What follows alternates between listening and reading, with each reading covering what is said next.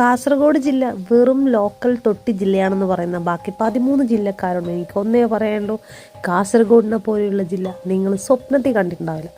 കാരണം നോക്ക്, റോഡ് 24 ഹവേഴ്സും വെള്ളത്തിൽ ക്ലീൻ ചെയ്യുന്ന ഒരു ജില്ല.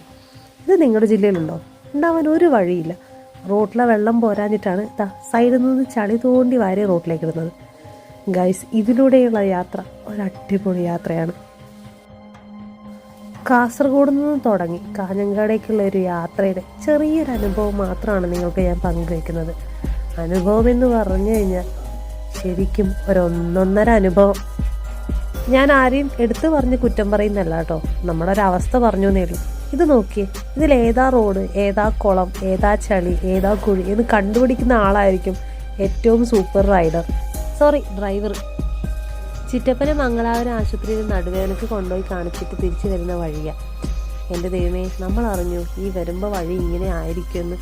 എന്തായാലും ചിറ്റപ്പം ബാക്കിയുണ്ടെങ്കിൽ ഇതിൻ്റെ നെക്സ്റ്റ് ഭാഗം ഞാൻ അപ്ലോഡ് ചെയ്യാം കേട്ടോ.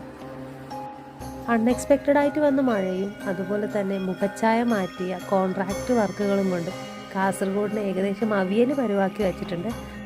So thanks for watching my video. എല്ലാവരും വീട്ടിൽ സേഫ് ആയിരിക്കും കേട്ടോ.